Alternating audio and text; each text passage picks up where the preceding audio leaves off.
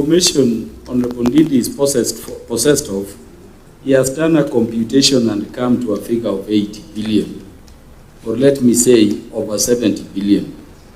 And I'm saying this is material. This amount he has written in the memorandum, he must have computed it based on some information.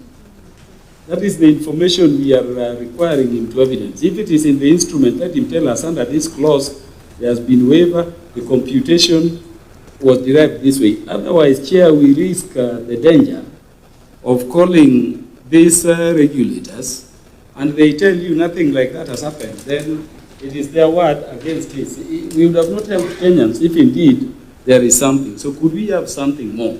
Mheshimiwa Kaluma, just to rephrase it, if Mheshimiwa Ndindi just gave us a document and said, yes, this is the proof, that would not be still good enough. We need to go out there to get the facts. So we cannot just say any document he produces or we ask him to produce will just be the gospel truth. So let's allow him to do that. It is up to the honors on the committee to go and get the information so that for us to verify whether what it is fact or it's just something that Mheshimiwa. So leave it to the committee. Mheshimiwa Ndindi. Thank you, Chair. I'll proceed now without revisiting that issue. But I'm available, Chair.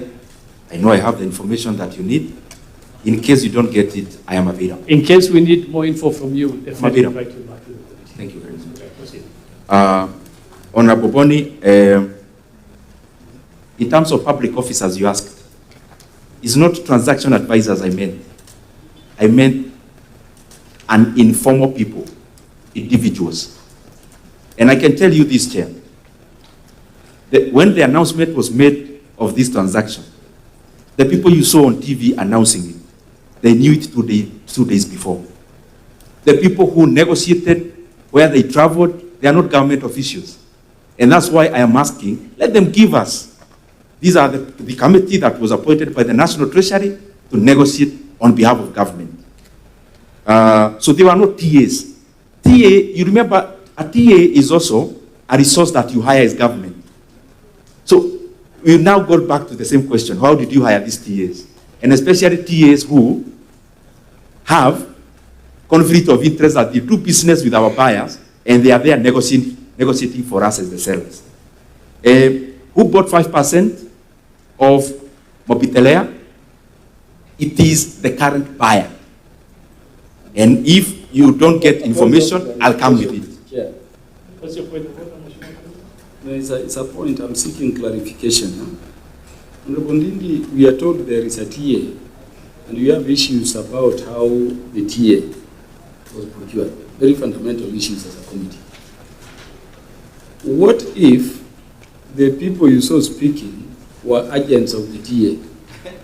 Would there be a problem there? Because the TA, we are told, is KCB something. Okay? So what if the people you saw now speaking were people engaged by the TA in the transaction under the agreement? Honorable Karuba, this is what I mean.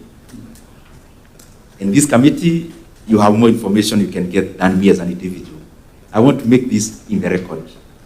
The people you saw of the government from the National Treasury announcing this deal in that December morning, they knew about this transaction, the fine details, 2 days before they appeared on TV. The people who are running this transaction are not government officials. And some of them, they do business with our buyers. So I think that is clear. Secondly, TA, in terms of KCB, it's simple for the committee. Tell the government to give you the agreement they made with KCB.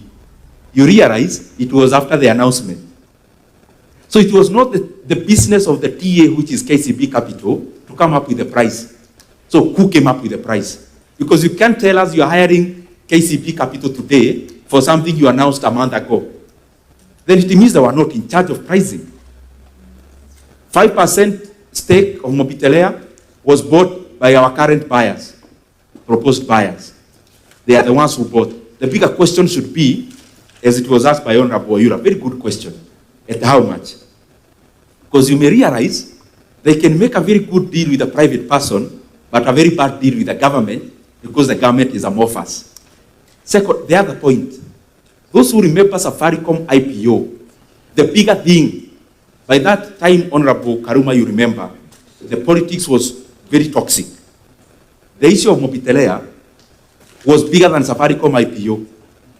How did it just squeeze itself in? It got itself to our current buyers. Can we trust them now that they are not also making similar deals with the people in power? Honorable Makila, quotation precedent, I talked about it. It is in two ways as you do your due diligence, Chair. One is in terms of waiver. The amount they were promised to pay is half the price they ought to pay. And Honorable Kaluma, when I talk about over 70 billion shillings, there are two licenses I have not calculated. It can go higher.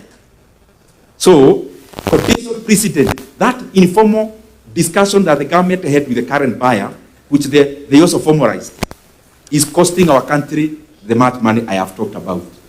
So the net proceeds from this sale, if you net out that, is less than that 135 billion shillings.